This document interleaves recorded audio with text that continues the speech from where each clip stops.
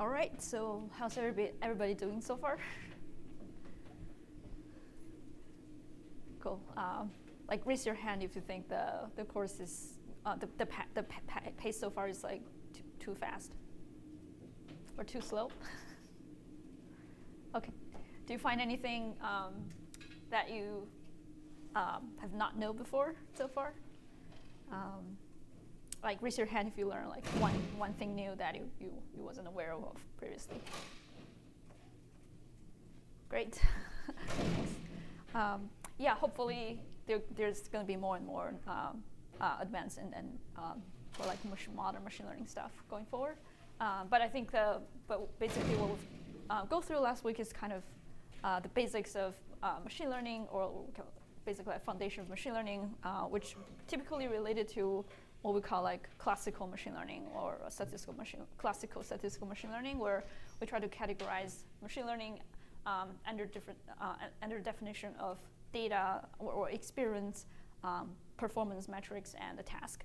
And we've briefly talked about different kind of tasks, especially focusing on supervised learning tasks. Last week we talked about classification, regression, and deep neural networks, and how we can like a day one starter might think about doing a machine learning problem by setting up the training set, test set, validation set, and setting up validation metrics, and think about how optimization is done in this regime.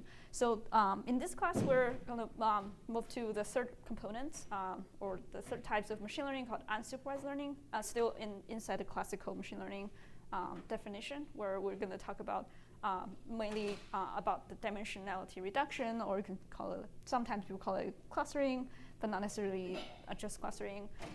And there are different techniques involved in this dimensionality reduction. And then in the second half of the course, we're going to also move from a classical machine learning to a little bit of modern view of machine learning through the lens of Bayesian learning, or or probabilistic learning. So we'll just try to kind of do a preliminary warm-up on Bayesian learning, which will be a very important theme in the generative model and other types of deep learning technique we're going to talk about in later of this semester. Okay, so let's start. So the dimensionality reduction, it's not a concept that we're going to touch a lot in over the semester, but it's a very important concept in general bioinformatics. And therefore, as the machine learning class for bioinformatics, I would like to still talk about dimensionality reduction.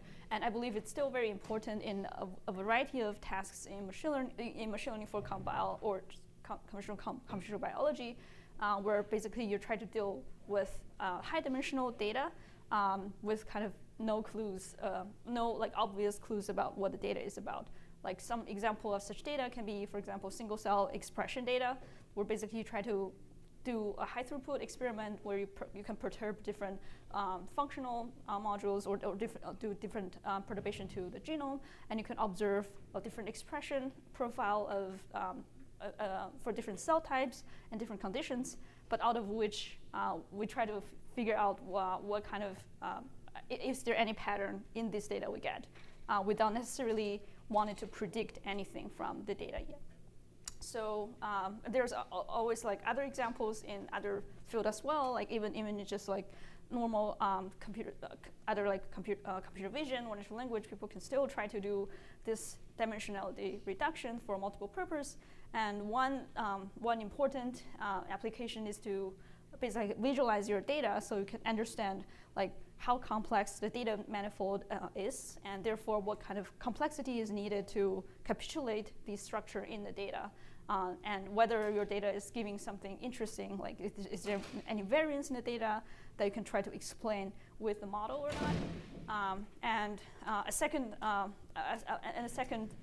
most common application is to just do dimensionality reduction, because as we mentioned about this kind of overfitting or curse of dimensionality in machine learning, if you have too much redundant information, high dimensional data, it is much harder for a model to converge to a good model which can generalize beyond the data that you observe. So at the beginning of kind of machine learning, people also try to think about how we can reduce this redundant information or irrelevant variance in the data, so we can really learn from the part of the variance that's important. And of course, there are other things you can use this to kind of define like a distribution where you believe is normal and abnormal, so you can basically come up with some way of detecting abnormality, and you can also try to do analyze on these dimension reduced vector space, and try to see if you can observe any patterns from these different dimensions. Yeah, I think for examples, there are definitely different use cases or questions you can ask about when you look at the dimensionality reduction. For example, you can ask how many subsets are there in the sample. Of course, it's probably the most obvious question one would ask, but you can also ask like what kind of underlying factor that is related with each cluster of the sample, and is there any trend with the, for example, correlating with time. Because sometimes for example, in single cell expression, if you have cells that are at different stage or different time step in the differentiation process, you can also observe some trend or clustering structures with respect to time. So yeah, I think there's definitely a lot of applications. So let's try to go into some techniques that can do this. So basically, the concept of manifold was kind of mentioned a lot in the machine learning field, which is slightly overused or kind of overloaded words than what kind of the geometric or the geometry is think about manifold. But I think in general, like in machine learning, we can just think about manifold as kind of a low dimensional space which has some topology, and it is lower dimension, so it has some structure that underpinning the hidden structure of the data, and it tried to preserve some structure of the data in the high dimensional space. And we can define different types of topology and how we want to preserve these structure to basically motivate different types of dimensionality reduction tools. So the first and probably most commonly heard approach is through this basically a linear transformation of our data, which is called principal component analysis, or PCA, which aims to basically transform our data into a orthogonal set of possible directions, such that with this linear transformation, and it is defined as the principal component, defined as the decomposition into principal component, which try to explain the largest possible variance and try to make them as orthogonal as possible. So this is a very simple thing we can do because everything involved here is just linear algebra, and we don't need anything complex, and actually perform pretty well in a lot of the data that have this kind of low rank or low rank linear structures. So this is another visualization of what PCA does. So assume we have this high dimensional variable we have p random variables, and just in this two-dimensional space. So you can see that this is in the Cartesian coordinate space, and with the PCA, the goal is to try to establish basically a new axis by shifting, by rotating or transforming our current coordinate in a way such that a different axis in this coordinate reflects to the direction that's pointing at the direction that explains the biggest variance in the data. Right, and this transformation can be done simply by multiplying, by doing this matrix operation, which basically, if you have a vector and you have a matrix, you can apply this transformation by multiplying this matrix to this vector v. And there's a particular directions or transformations, directions in this transformation, which we know that the transformation will preserve the direction, and it only change these vectors in terms of the scale. So we call these directions eigenvectors, and this scale eigenvalues. So if we look at the m by m matrix, we can basically use this equation and move the things on the right-hand side to the left-hand side, and solve this inverse problem. So we can see that for m by m matrix, there's at most m distinct solutions to this problem, and therefore there will be at most m eigenvalue and unique eigenvalue and eigenvectors. And particularly there, for special types of matrix, there are more desired properties of in their eigenvalues. For example, if a matrix is symmetric, we can say that the eigenvectors for these eigenvalues are orthogonal. Basically, if you do dot product of them, you get a 0, which means that kind of they are independent to each other in the high-dimensional space. And furthermore, if the matrix is all real number, then all the eigenvalues are also real. And furthermore, if we know all the eigenvalues of this matrix are positive or non-negative, then we can call this matrix a positive and or non-negative semi-definite matrix. So we can actually, given a square matrix, we can actually factorize this matrix into, or we can say the diagonalization of a square matrix into these independent eigenvectors. So we basically know that for these square matrix, we can always diagonalize them into this U sigma U, which is the eigenvalue decomposition or diagonalization, where these U's are eigenvectors and these sigmas are the eigenvalues, or it's the diagonal matrix of the eigenvalues. And if we know that the matrix is symmetric, then there's a even better property where these eigenvectors are orthogonal and they're normalized. So basically, if you multiply Q, which is all the eigenvectors, and by its transpose, you can get the identity matrix. So given this nice property of kind of a positive semi-definite symmetric real matrix, we can do this nice decomposition. But what if we have a random matrix that is not symmetric and not positive and symmetric? So there comes this singular value decomposition where we basically try to transform our matrix into something that is positive and symmetric by doing this A times A transpose, or the other way around. So we know that after doing this A times A transpose, we will always get a symmetric and positive semi-definite matrix, such that we can apply these eigenvalue decomposition to them.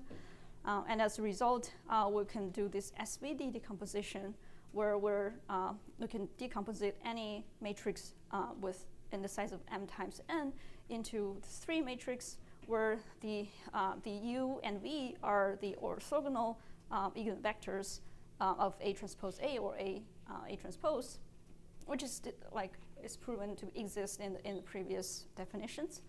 And there's also this eigenvalues associated with A transpose A. So if we try to do the math, if you basically multiply A and A transpose, so you will have this thing in the reverse direction, where you have V sigma T U T, and then you can see that V T and V will become identity because they're orthogonal, and similarly at the end you will things will cancel out, and you will get you will get U times U transpose as the orthogonal factorization of A times A transpose. So anyone that's not familiar with, so these are kind of like just basically linear algebra, just to catch everybody up with that. Any questions so far? Cool. So yeah, and we can also, people can also visualize this SVD decomposition as doing 3 different transformation of the original coordinate system or the original matrix. By doing this V, multiplying by this V, you can think of doing the first rotation and then multiplying by these eigenvalues, or doing this scaling, preserving the directions, and then this is U matrix to apply another rotation. So why introducing SVD? Of course, the first thing is we can use this to kind of do some low-rank approximations of the matrix. And most importantly, it actually coincides with what we need in the PCA, or principal component analysis, where if you try to find the set of vectors with the weight or coefficient W that can project each row vector of our data into a new vector of PCs, we can see that this transformation we get is exactly the SVD decomposition.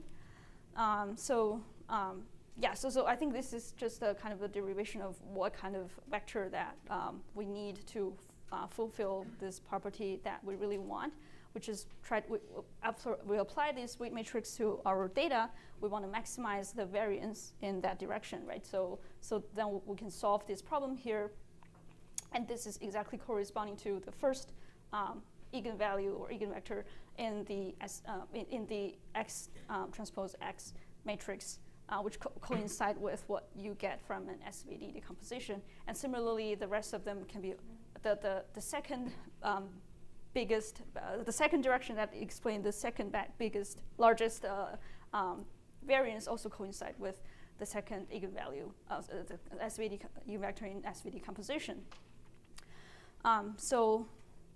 So just by simply doing these linear algebras, we'll be able to get this transformation matrix, which will basically embed our data into another set of coordinates. And we can take, because the things are ranked by the eigenvalues, we know that the first component is kind of explain the most variance. So in the sense that we can keep top k of these transformed vectors to explain the most information of in this matrix, we will be able to reduce the dimensionality from M to K. And people have found that this thing kind of gives you some structure about the about high-dimensional data, such as in MNIST. We can see that there are some clustering structure where things that are close to each other are also close to each other, and I think they're this linear but still remember this is kind of a linear transformation, so there's only so much we can do in this linear transformation, and therefore there was also other more advanced nonlinear transformation that we can use.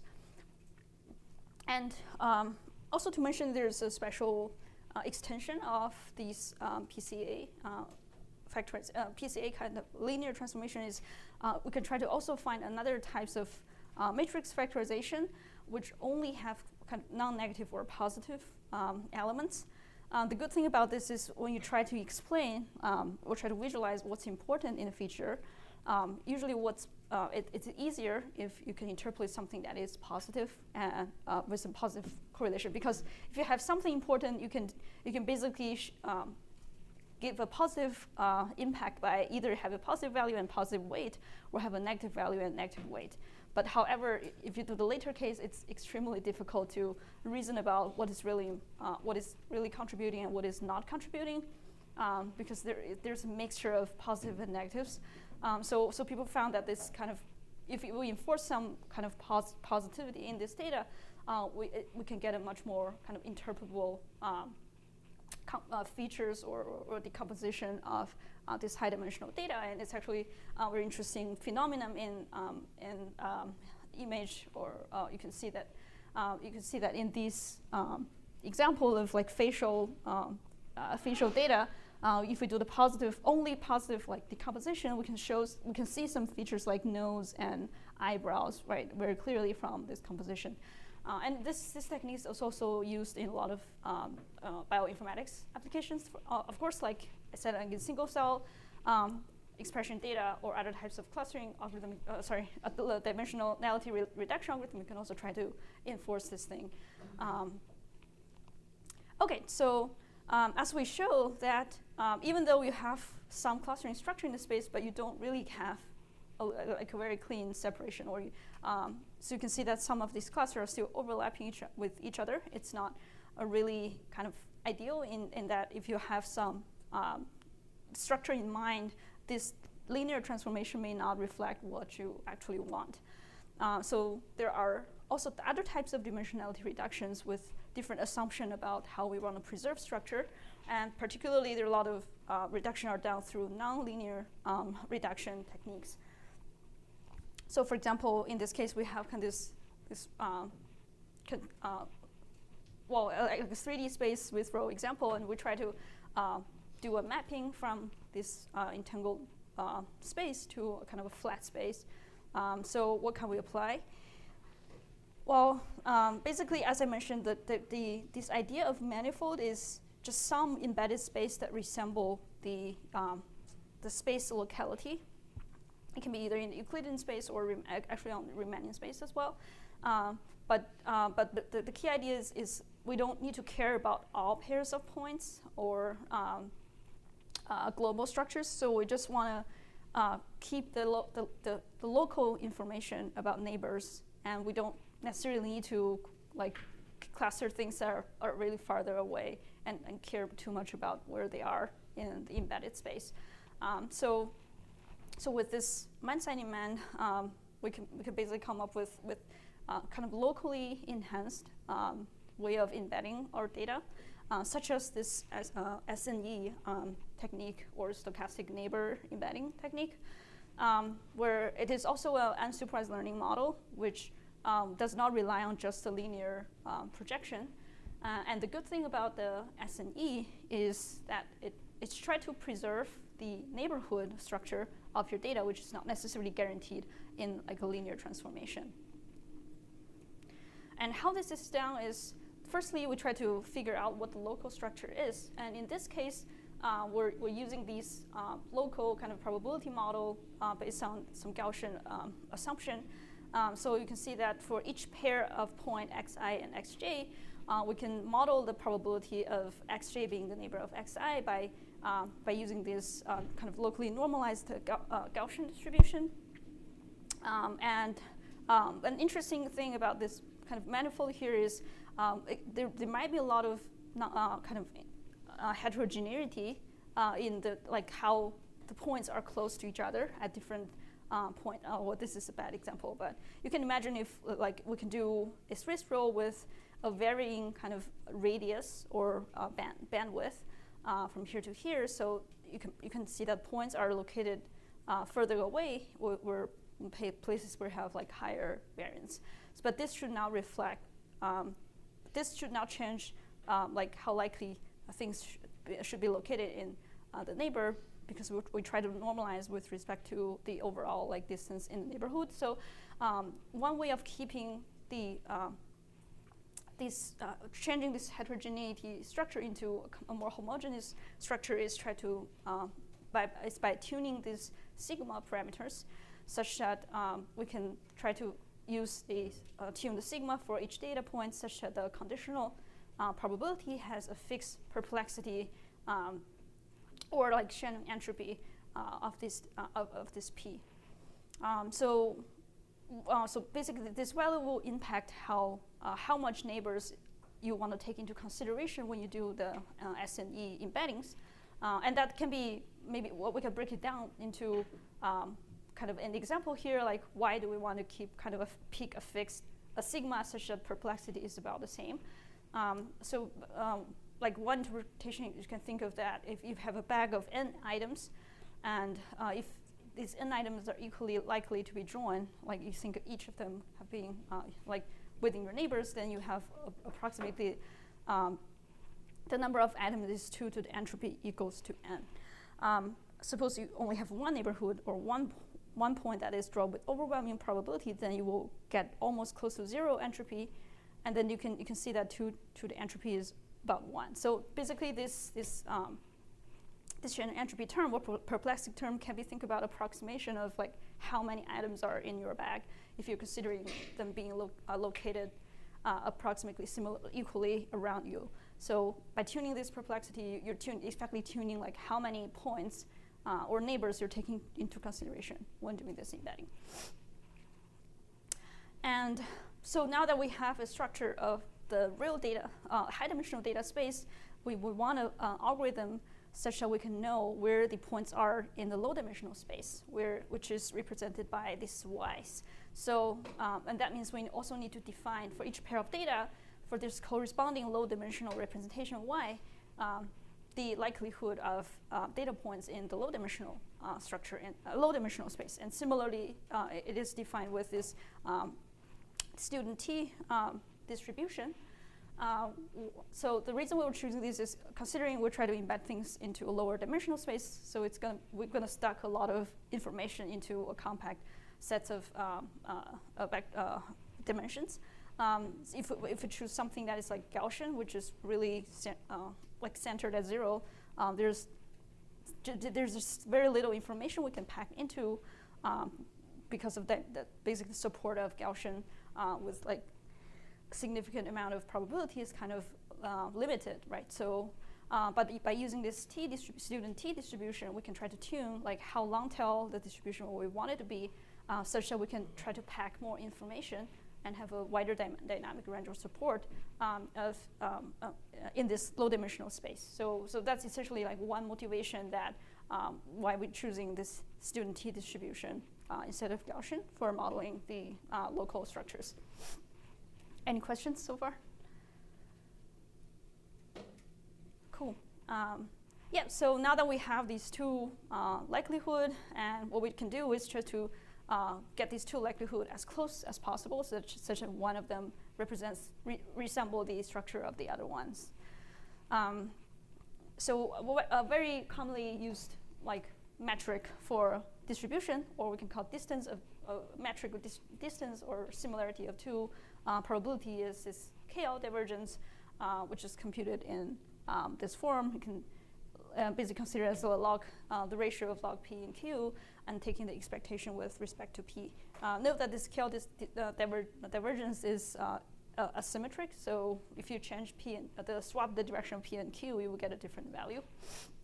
And another thing I forgot to mention is for this probability, because we kind of have this pairwise, well, it's usually more easier if you have symmetries in your distribution. So one common trick that people do is also try to symmetrize this pairwise distribution such that Pij and Pji are the same, which what you can do is just averaging the probability you get from x pointing to y and y, sorry, I pointing to y and y pointing to I, and do an average of the two.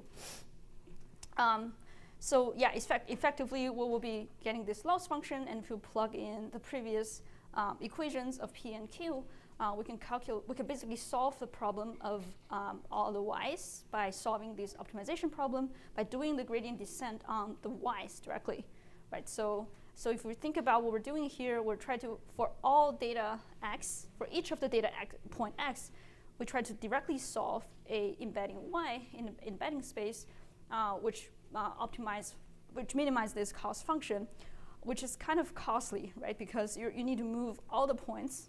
You basically try to come up with with embedding for every point in your data, and the complexity scales with the more data you have. But of course, people found this to be quite effective in, for example, the same MNIST data set. If we use this t-SNE embedding, we can observe a more clustered structures, because now we kind of enforce more locality in like each. We try to enforce this locality inside each basically images from the same class. Whereas things that are not in the same class, like we don't really care. Like we don't want to try to enforce anything about them. So that naturally kind of introduce this nice locally clustered space, where if you really care about having things preserving this locality defined in the Euclidean space, this is something that it's very, very interesting to try. But there are certain, well, I would not say caveats, but things that we need to be careful about, because in the t-SNE, even though it's kind of a non-parametric unsupervised learning, there are still some parameters we can tune. For example, one parameter is the perplexity, which is how many neighbors you take in consideration. And you can see that these hyperparameters actually affect your result a lot. And so basically, expected behavior is like the more neighbor you take into consideration, the kind of more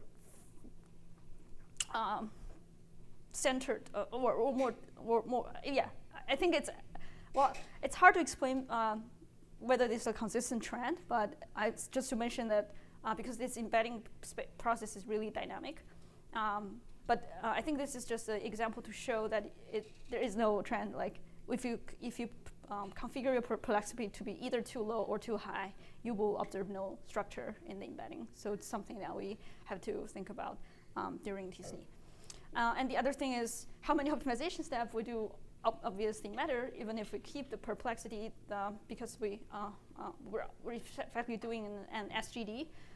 So there's still the problem of kind of how much we want to weigh in this cost function that strictly enforce these structures. And an interesting observation is you could see that during the optimization, these things are start off being quite tight, and then things become spread out a little bit, and then they become tight again. Again, because it's a really dynamic process, and it's kind of hard to directly interpret what's happening. It's also like in neural networks. But it's something that we need to be mindful when we try to visualize things. We need to try different hyperparameters and figure out the best configuration. And the other thing is because this algorithm only try to preserve whether something is a neighbor or not, it does not necessarily preserve the cluster size, as I mentioned, because we try to regularize the number of neighborhood and try to conquer this heterogeneity in like the cluster size by doing this sigma adjustment of perplexity. That is, maybe we can call it a downside or not. These cluster sizes are not preserved anymore, and actually a lot of distance are not preserved as well, such as the distance between the clusters is not always preserved. Because it's not something that we consider in our cost function. All right, and then this is this phenomena that we try to avoid, which is false clusters. And so basically by configuring a round number of perplexity or doing like too little or too much optimization, we could sometimes doing this wrong discovery of clusters. So again, this reminds us that we really need to try out the different combinations to see what is the kind of like a hyperparameter tuning. Yeah, and then the last slide is just to show that sometimes the relationships are also not really preserved, just because of this is not something that we try to enforce globally, and we can find literally different way of embedding things that preserve the local structure without preserving the global relationships. Yeah, this is just some visualization that you might also observe some stochasticity, of course, because we're doing a stochastic gradient descent. Yeah, so basically we want to try out different options and try it multiple times. And one thing about this vanilla TSNE, as I mentioned, is it's kind of expensive to compute, because for every single point in the data, we try to solve this optimization problem of what the y should be for the x. So you can see that every time we solve the problem, we need to recompute all of these matrix from the data. And this cost is kind of squared because we're going to compare like all pairwise data, and it's kind of really costly. And if you have new data points added to your data set, you cannot just compute embedding of these data points considering doing like a fast update, right? So because everything needs to recompute again, because you might break some local structures of the existing embedding. So there's a really smart way of thinking about this is like, why do we compute it all the time? Why not just kind of learn a function that can memorize the relationship between x and y? So that inspired this technique called parametric TSNE, where instead of directly solving for y's, we can try to learn a function, which could be a neural networks or could be something else. But neural networks usually works pretty well. That we can use this function to embed x, such that when we're solving this loss function, instead of solving the y directly, we're solving this parameter theta by using the similar cost function. And the good thing about this is when the new data point arrived, we don't necessarily need to recompute theta, because we trust that we see enough data and it kind of memorize all this structure in the theta, so we can directly apply these theta function on the new data points without even any new training. And this has shown to be performed pretty well effectively. Right. So after TSNE, there's of course a lot of new techniques coming out, and one such technique is UMAP, which maybe we can think of that as a kind of state of the art, or quote state of the art in their paper. So I wouldn't go into too much detail of the mathematical definitions, but in general, it's kind of one step further than t-SNE, where you can try to define geometry and structure and topology with a principled definition from the field of geometry.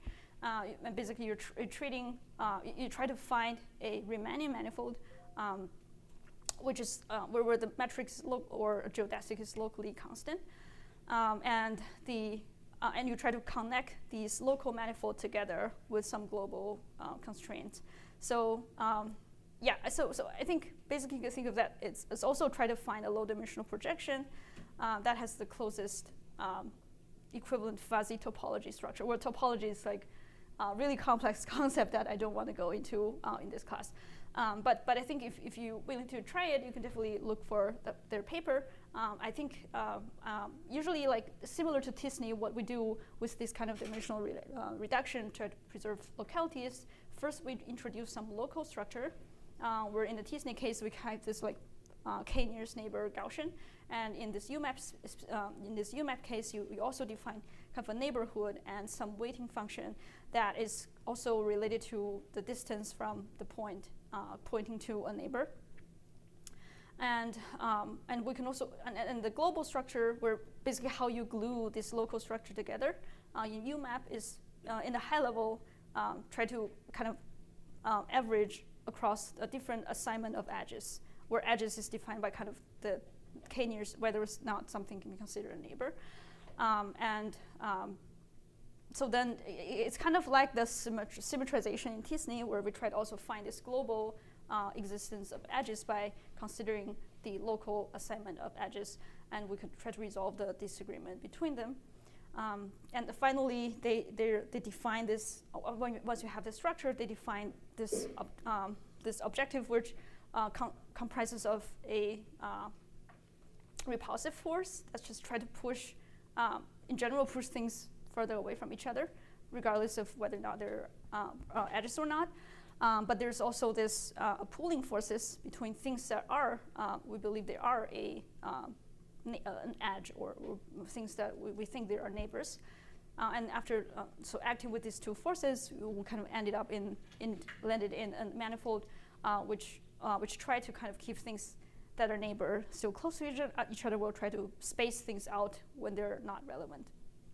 And they observe kind of, quote, again, much stronger clustering structure in this case because of this repulsive force applied to, in general, like pushing data away if they're not really related.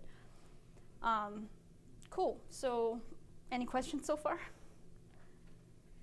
When did you have this study? Yeah, it's actually quite recent, like during my PhD, maybe 4 years or 3 years ago. Yeah. So I think it's kind of all of these tools I explained today have become kind of a standard tool. Like you can really like just call from sklearn or from maybe some R or bioinformatics package. But I think it's important to understand the underlying algorithm, because when you use them, you do need to know that there are certain knobs you can tune that changes the architecture.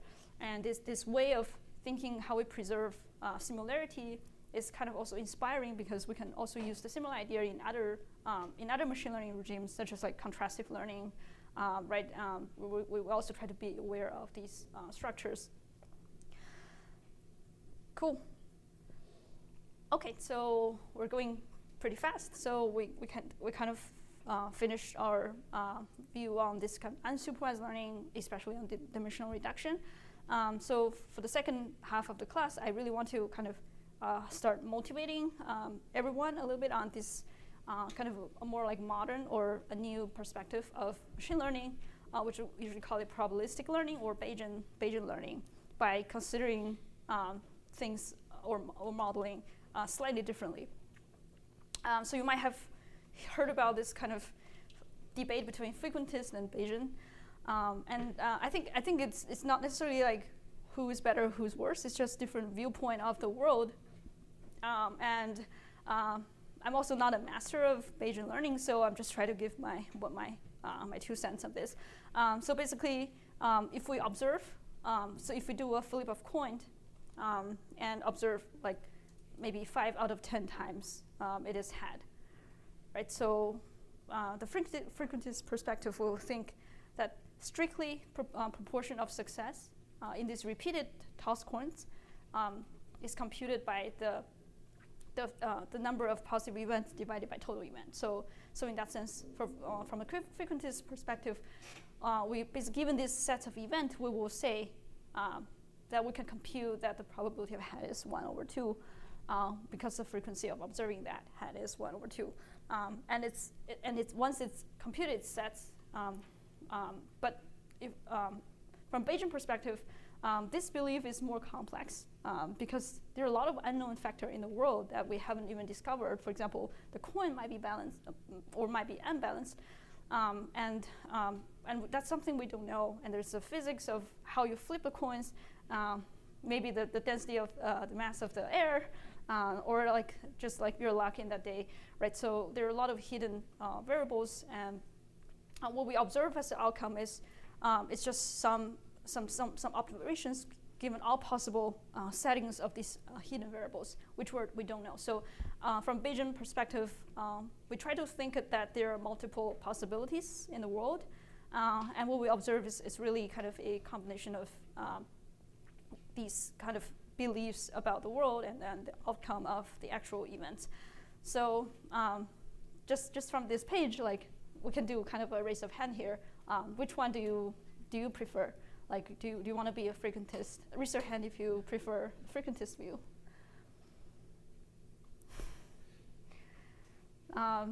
Raise your hand if you prefer the Bayesian perspective. Can someone like try to explain why you like it? Any volunteer? It's more of a rule.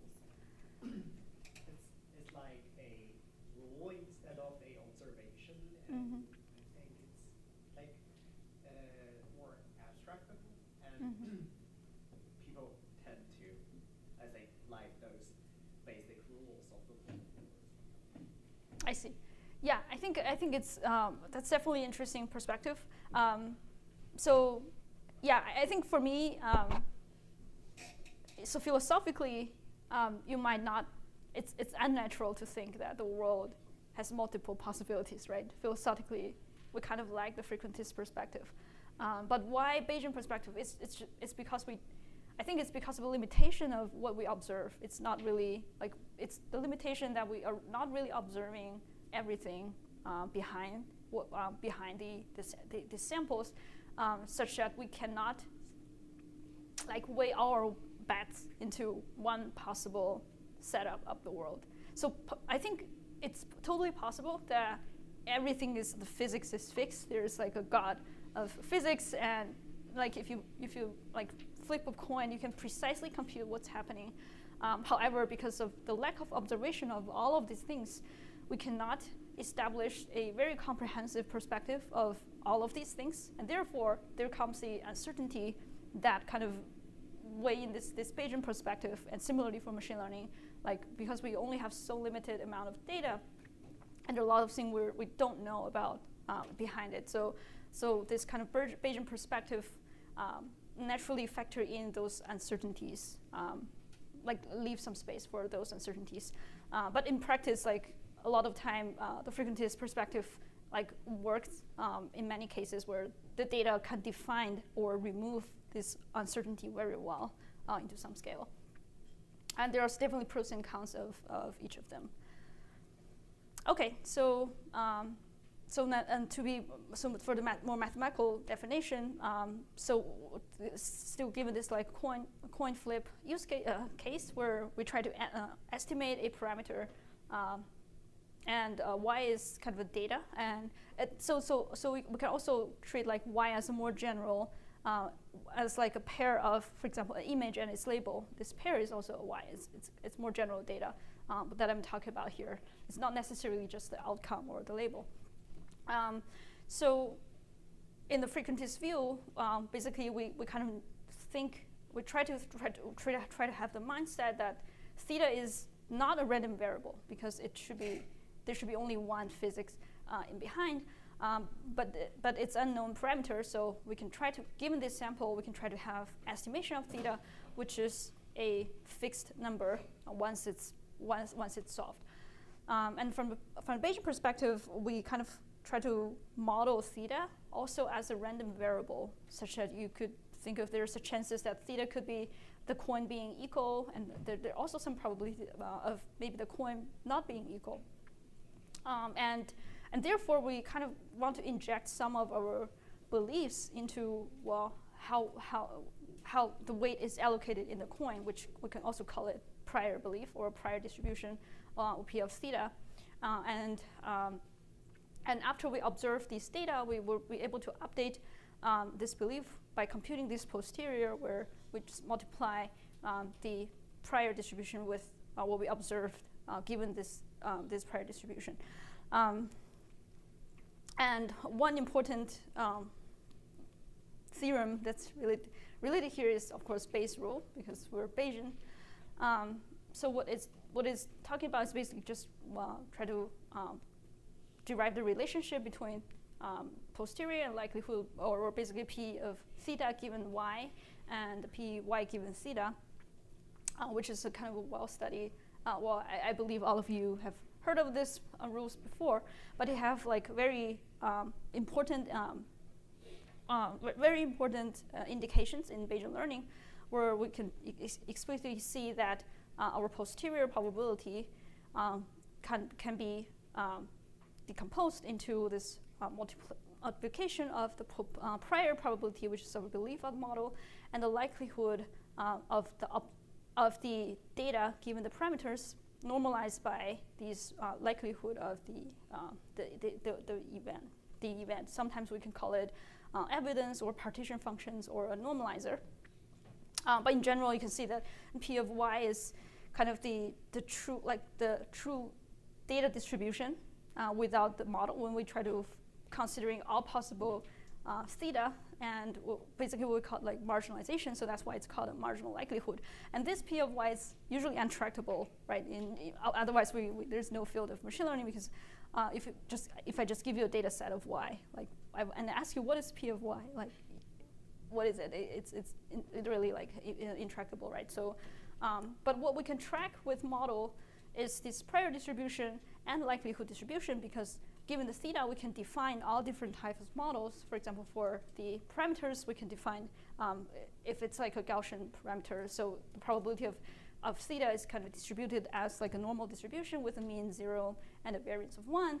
And we can also define, given these parameters, what is the likelihood of observing this y, by also maybe enforcing some Gaussian structure on top of between theta and y. So this is something that we can easily compute.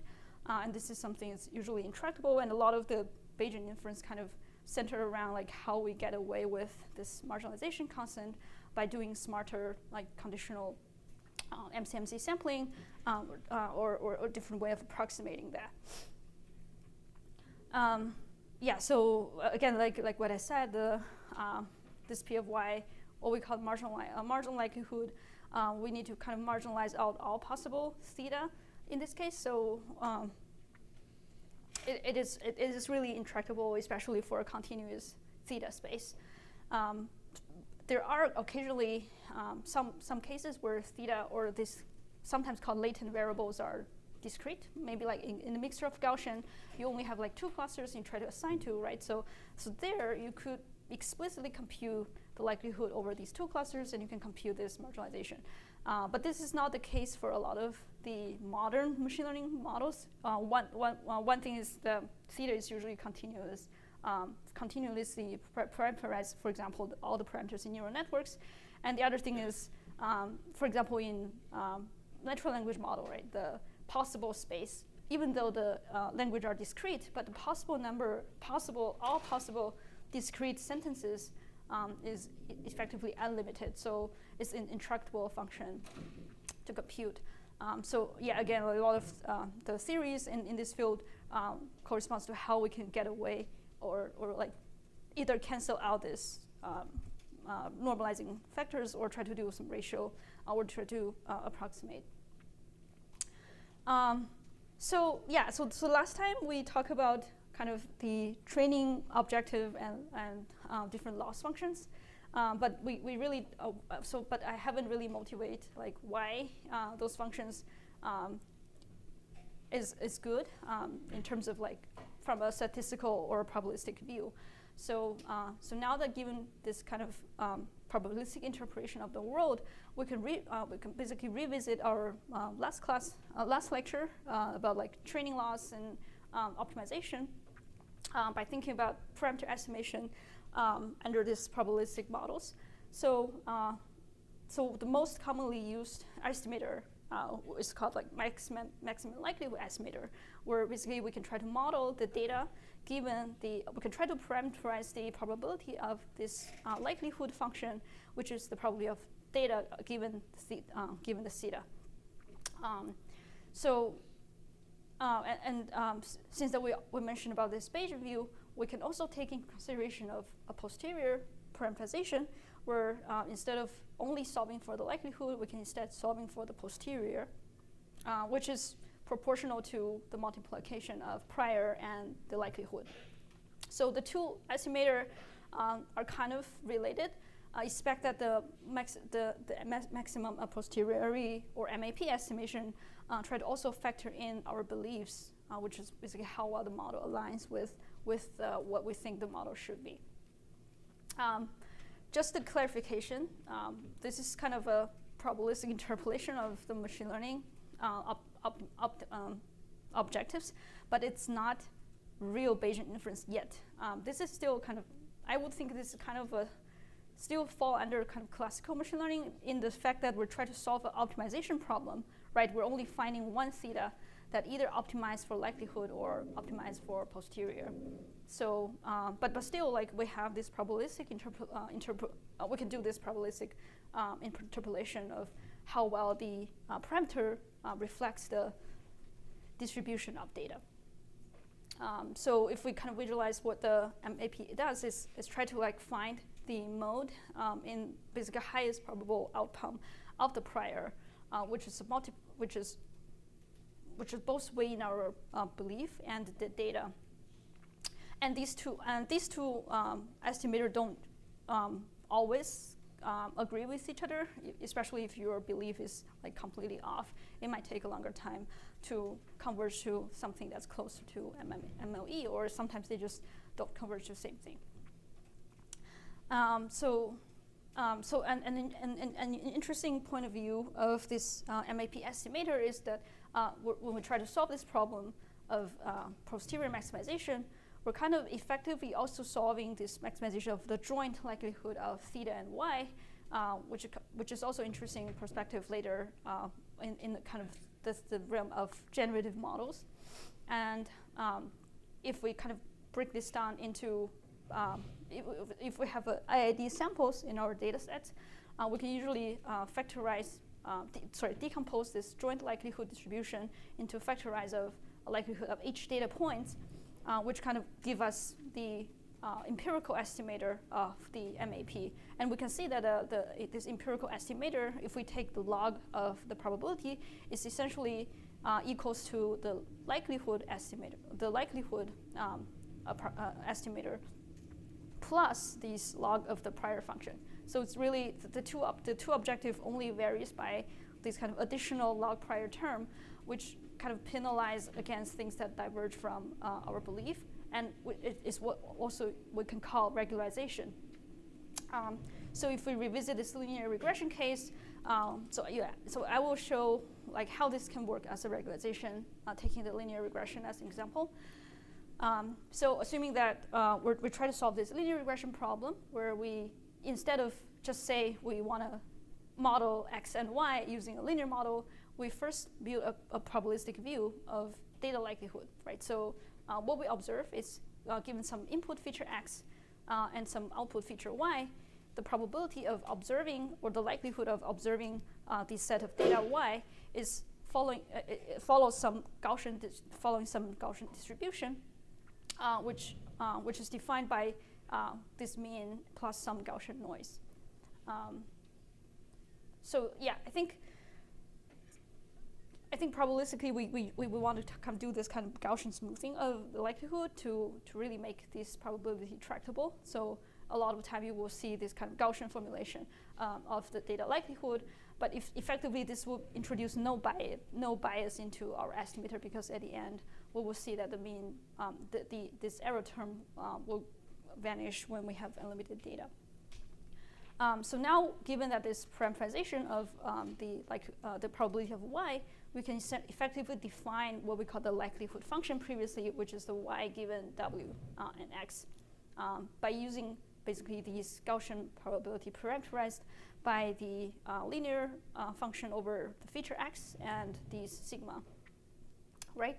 So, so given this training data, we can directly apply the maximum likelihood estimator, basically maximize this term here, and which, if we take the log, maximizing this term is effectively the same as maximizing the log of this term, and because of the Gaussian parameterization, we know that this term can be written into this form, and therefore, if we solve for the argmax of this problem, we would essentially try to find the place where the gradient is 0, and we can solve the exact form of this maximization problem, and we can find that this is kind of exactly the same as what we arrived at last time as the mean squared error loss.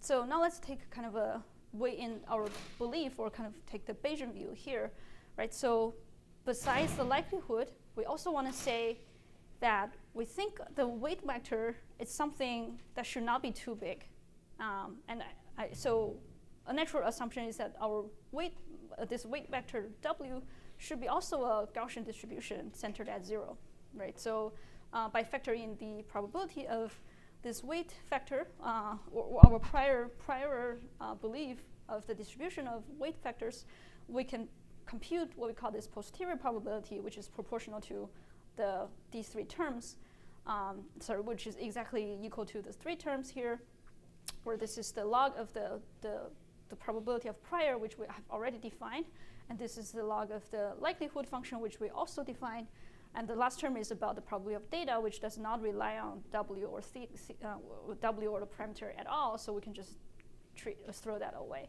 And so now if we solve for maximization of this problem, it also has exact analytical form solution, and so we can see that this solution here is effectively what we see last time as a L2 regularized mean square error minimizer.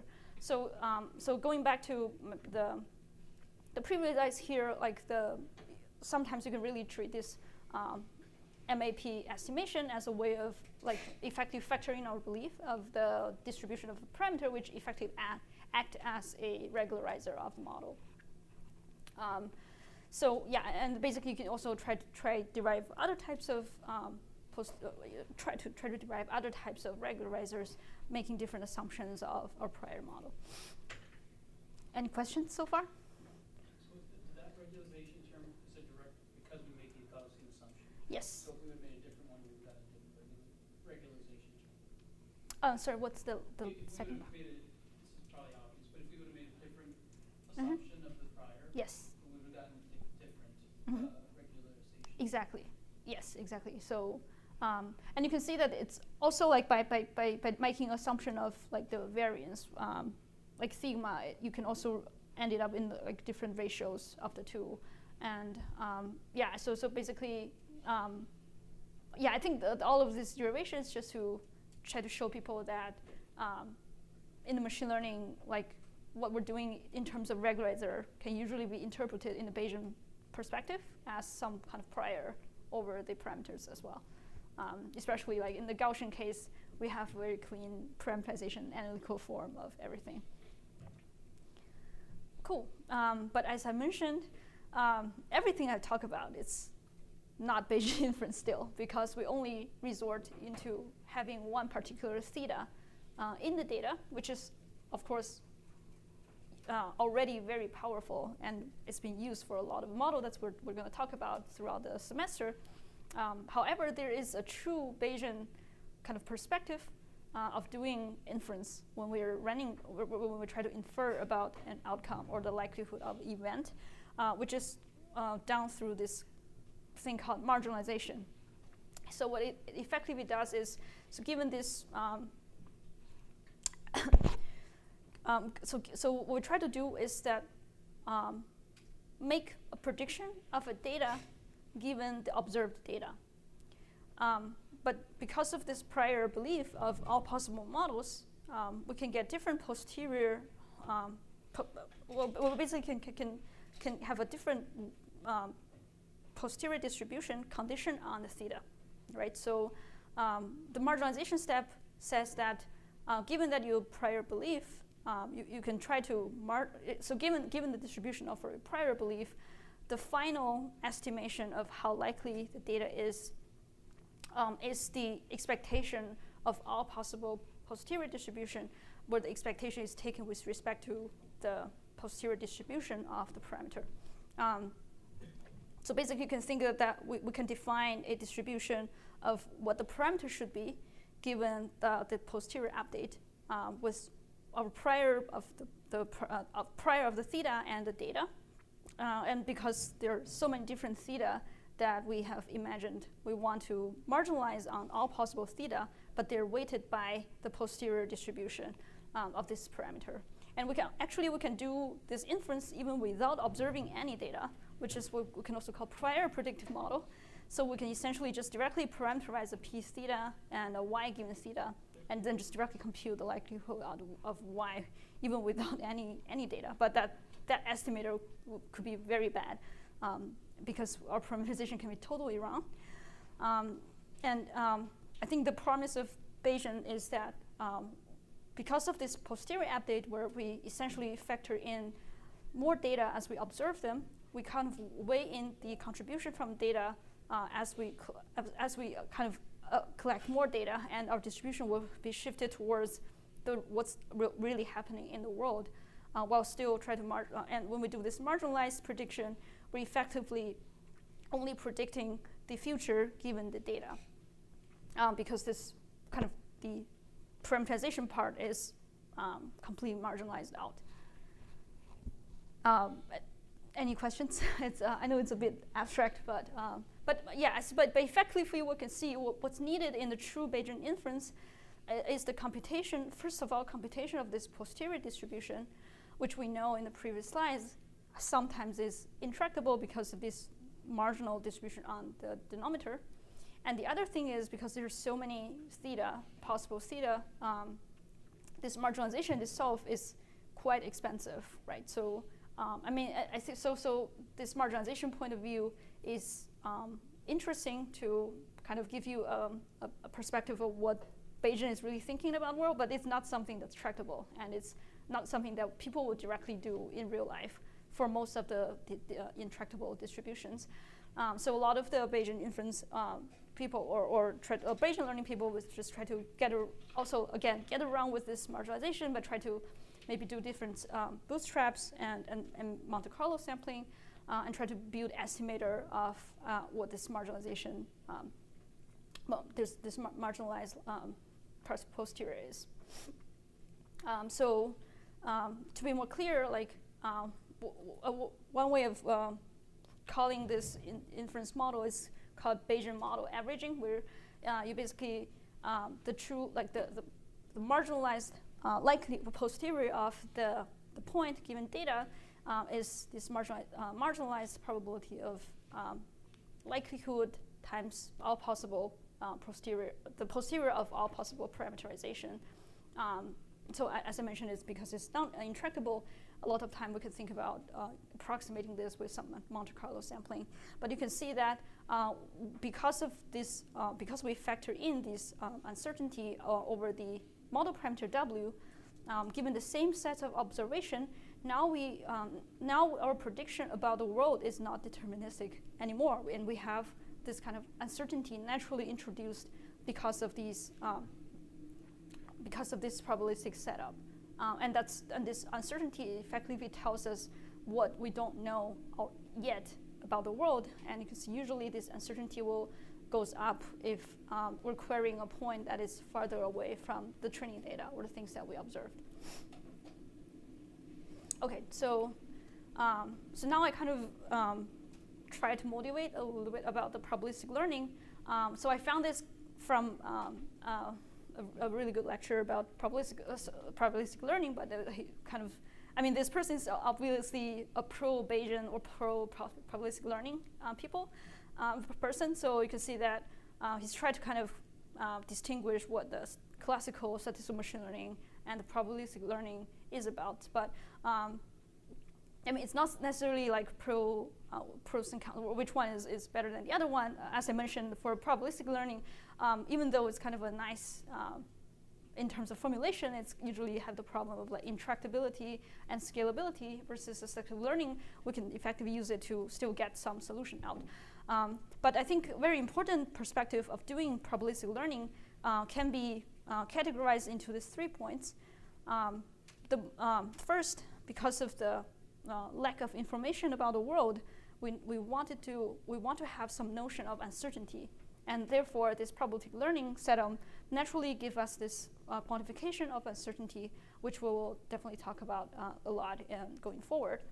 And secondly, by introducing these latent variable or prior assumptions of the model, we inherently try to introduce some structure, right, to the probability space. So we'll basically try to think about if there are some hidden variables or latent variables or parameters that we kind of know are like making sense, that can be used to interpret the result we want, and therefore we're enforcing this structure in the probability space by using this, you can call it graphical models or like prior assumptions. And this structured factorization or kind of structured way of modeling probability gives us a lot of flexibility in picking the models and designing the models in a variety of machine learning algorithms in deep learning. And lastly, it is also very straightforward, because it kind of try to come up with a generative view of the model, where you kind of directly try to modeling the joint space of your data and the world. So it is a very nice formulation that will show up in a lot of the generative model materials. So to give a kind of a preview of how we're going to use Bayesian learning or statistical learning, we're going to definitely talk about how we will model the uncertainty given limited data, and what kind of model that we can use to kind of give us a tractable model to estimate these uncertainties, and by factoring different possibility of the world. And based on the model uncertainty estimation, we can further use that to solve the problem of iterative experimental design on optimization, where you kind of have a limited budget where you want to spend on testing out different theory while trying to optimize for a certain outcome. This is also kind of related to like reinforcement learning, where the goal is kind of try to hedge your bets on things that are informative, but also like give you high chance of optimizing the outcome. So what we call it, we can balance the exploration and exploitation, where uncertainty plays a very important role here in helping us deciding how much we want to explore, right? And of course, there's our family of models that we're going to talk about, such as variational autoencoders and diffusion models and other generative models, which naturally has these graphical model hierarchies behind it, where we definitely want to introduce some structure, either Markov structure or this latent structure, and try to do this Bayesian factorization of what we observe and what we do not observe. So note that the Bayesian base rule can be applied for kind of any sets of variables. The theta can be interpreted differently. Sometimes you see theta being the parameter of the model. Sometimes we will see theta being the latent factor or the latent variable in the model.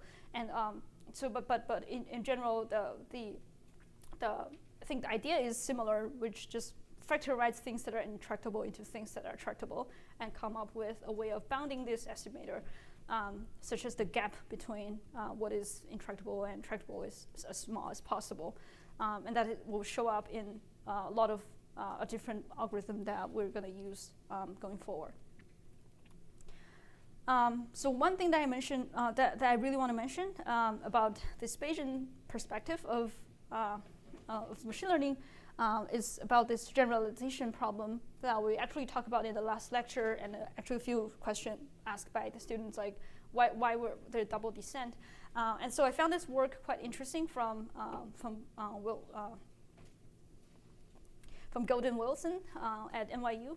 Basically, he works on trying to like use the Bayesian learning, the true Bayesian learning marginalization view of machine learning and try to interpolate like how that can contribute to different generalization.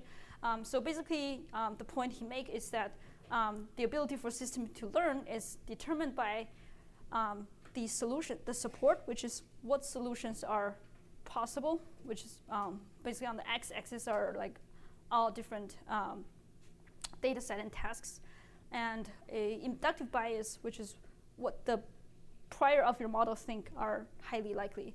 So so he made this visualization of all machine learning tasks where like the x-axis can be treated as like different data set or different task or different learning regimes, versus the y-axis is the marginalized likelihood of that particular data set given that model family, right? So this model here, it's not a posterior, it's a marginalized because the model here is a model family. So you're marginalizing out all possible theta under that family. That's what the y-axis is about. So his theory is basically how we view generalization should be basically considering how well these prior of model is in terms of the support and the distribution, right? So and this is something that we can usually also call like inductive bias about the model, right? So basically, there are certain types of algorithm. So last time we kind of think about only in terms of like number of parameters and how complex a model can be. But here he kind of introduced additional view, which is like how complex your model can be is not what actually matters on like how well it generalized, but also like whether how flexible your model can be in capitulating the important pieces, capitulating the important assumptions that cover the solution to the problem that you care about. So for example, in the machine learning cases, in the classical machine learning cases where like you can think about extremely simple model, like this blue ones, that is like really focusing on very limited sets of tasks and data sets. So the support of these solutions is really narrow. But the inductive bias can be good if you hit the data set range here, right? If you like solving a linear problem, then you're using this model, then you have a really good prior inductive bias that essentially like you can go directly towards the good solutions, versus the MLP model, which is a super expressive and a complex model, which we believe is kind of a universal function approximator. If you give a lot of parameters, we still have this kind of overfitting or poor generalization issue. And he argued that that's because that this model have too widely defined support, such that when you do optimization, it's literally hard to do the posterior when you do a posterior update on these type of model families, it's really hard to arrive at the solution that you really need in some of these tasks. And then we have a very well specified model, which give you some limitations in expressiveness. For example, convolutional neural networks, right? Convolutional neural networks are not as expressive as MLP actually, because it has certain limitations on like filter sizes and what kind of representation is learning, right? So it's effectively confining the support and what kind of data structure it prefer. But the good thing is this inductive bias really coincide with what is needed in this complex computational computer vision tasks, and therefore it's kind of giving you a very nice contraction. So if you can, so this is also like a visualization of what the space look like in that family of models in this like computer vision tasks.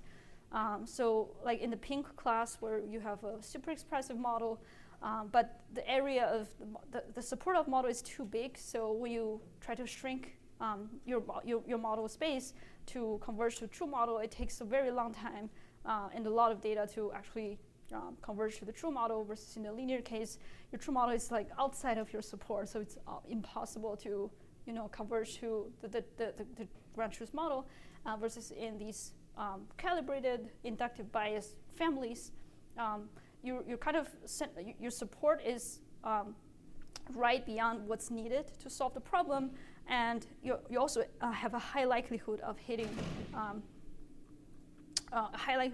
the task that you really care about. So during this posterior update and marginalization